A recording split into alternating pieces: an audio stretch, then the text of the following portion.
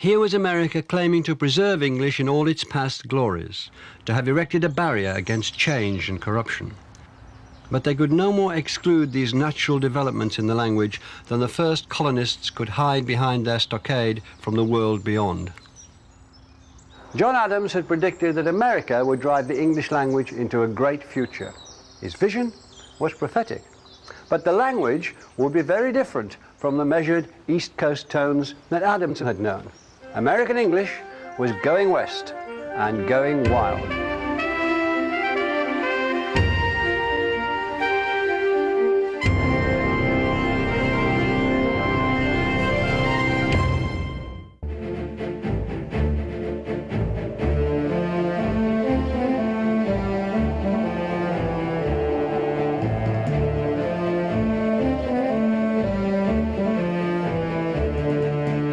In 1804, the United States purchased what was then called Louisiana from the French for 3 cents an acre, and more than doubled the size of the country overnight.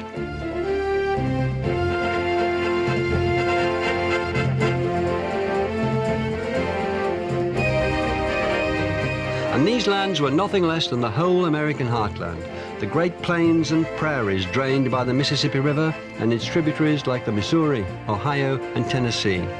It stretched all the way from New Orleans in the south to the Rocky Mountains and what is today the Canadian border in the north.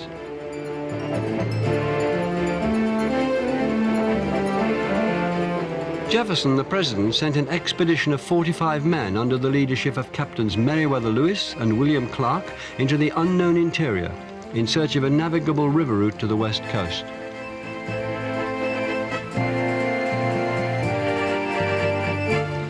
Lewis and Clark's expedition became one of the epic journeys in the history of exploration. It started here in St. Louis, on the great junction where the Mississippi and the Missouri rivers come together. Lewis and Clark were army-trained frontiersmen, backwoods specialists, and because Jefferson insisted on daily journals being kept, their expedition was recorded not in the Puritan language of faith, nor in Webster's urbane prose, but in the practical language of the frontier. And this is crucial, because it marks the beginning not only of the opening of the continent, but of the decline of the East Coast grip on American English.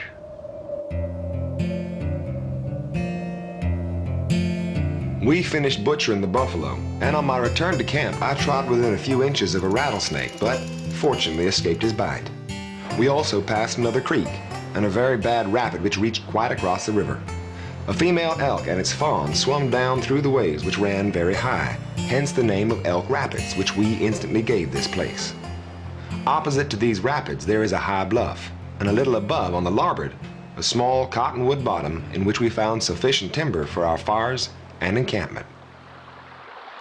These are words peculiar to America or in a peculiarly American use. In England, a creek is a tidal inlet. In America, it's broadened its meaning to cover all manner of streams. Adjectives turn into nouns, rapid into rapids.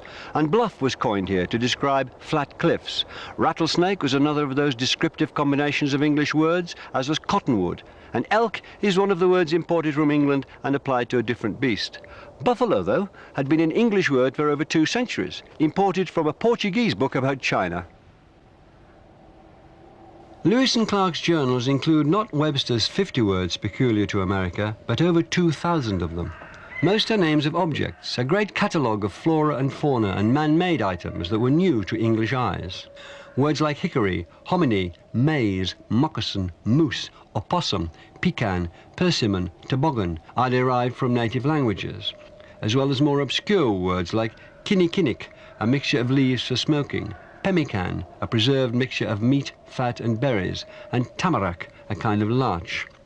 Others are English coinages with descriptive properties of their own. The whippoorwill, a bird named by the sound of its call, or the mockingbird, a name inspired by its habit of imitating other birds' songs. And there are hundreds of names made by combining existing English words from black bear, bluegrass, bottomland, backtrack, box alder, brown thrush, buckeye, bullfrog, bald eagle, and blue jay, to sapsucker, snowberry, snowshoe, sugar maple, whistling swan, timberland, tumblebug, turkey buzzard, and yellowjacket. But this was just the beginning.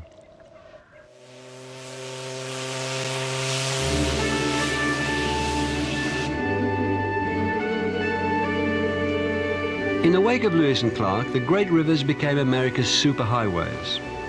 Once, this quayside in St. Louis, the gateway to the west, bustled with scores of paddle steamers taking new settlers to the new lands. This was the hub of the frontier in the 1830s and 40s. The very word immigrant is an American invention. Vast migrations of people had never been a huge factor in the old world, but it was the defining experience of the new one.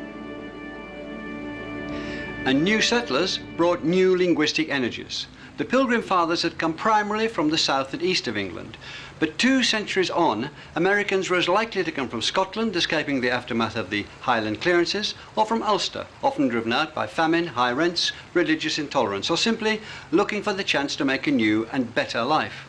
As many as half the population of Ulster crossed the Atlantic, and many kept moving west. They became a major part of the rich mix of people who were creating a new American country and a new American voice.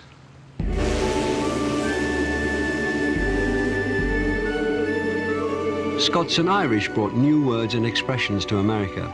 The Scottish verb schoon, meaning to skim over water, took to the sea as a new type of ship, the schooner. The Irish donated the word cabin to name the typical frontier dwelling. They also brought dead, as in dead straight, and the similar use of plumb and right came to America through use by both Scots and Irish, as did the habit of sticking an A on the front of verbs like a-going. The old French presence too is apparent everywhere along the Mississippi. It's there in the place names from New Orleans, Baton Rouge and Lafayette in the south to St. Louis, Cape Girardeau and Belleville further north, and towns ending in the French suffix ville are everywhere. Edwardsville, Greenville, Jacksonville, Clarksville. The French gave us the name of one of the great Western institutions, the hotel. America took a word the French had given to a grand private house or a municipal building and turned it into the name of a new invention, a palace for all the people, far grander in ambition than the inns and taverns that offered rest to travellers in England. And their clients were businessmen. In 18th century England, merchants had been described as businessmen, but now the word took on its modern American meaning, the mover and shaker in the worlds of finance and expansion and opportunity.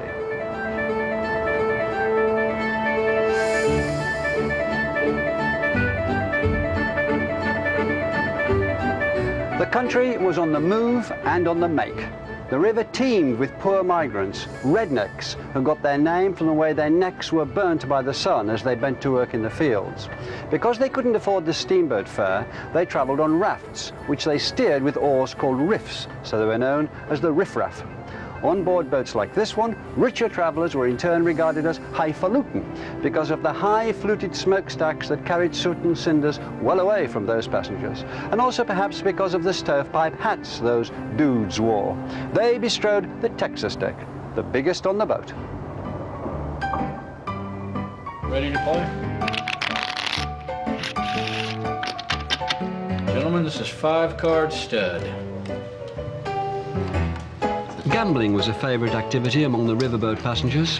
Pass the buck and the buck stops here both come from such card games. The buck was a buckhorn-handled knife passed round to show who was dealing. And they're just the start of the phrases that American gamblers gave to the language in the middle of the 19th century. I'm assuming you have an ace, sir. Deal became part of phrases like square deal, new deal, fair deal, raw deal. Dealer will take 3. Big deal, no big deal. And raise it 3. I'll raise your bid, you bet, put up or shut up, and I'll call your bluff were all first heard around the card table. I'll call you. You have an ace up your sleeve, so you up the ante. Someone throws in his hand, but you keep a poker face. Now the chips are down, but the cards are stacked against you. Someone plays a wild card and scoops the jackpot. They're kings. Nice. Cheers. Gambling and drinking spread across the West, no surprise there. This was a very different frontier from the original one at Plymouth, and nothing added more slang words and phrases to the language than alcohol. Barroom and saloon both entered the language, soon followed by bartender and set 'em up. Measures like a snifter, a jigger and a finger all came from the bars of America. And bootlegging comes from the practice of hiding a flat bottle of whiskey in the leg of a boot to be sold illegally to the natives. And there were literally hundreds of terms for drunk. Even before the Revolution, Benjamin Franklin listed 229 of them, minted in America, including, he's casting up his accounts, his head is full of bees, he sees the bears, he's cherry merry, he's womble-cropped, he's halfway to Concord, he's ate a toad and a half for breakfast, he's grotable, he's globular, he's loose in the hills, he's intoxicated, he's juicy, he clips the King's English, he sees 2 moons, he's nip-topsical, he's oiled, he's like a rat in trouble, he's double-tongued, he's trammelled, he's got the Indian vapors, he's out of the way, he's very weary.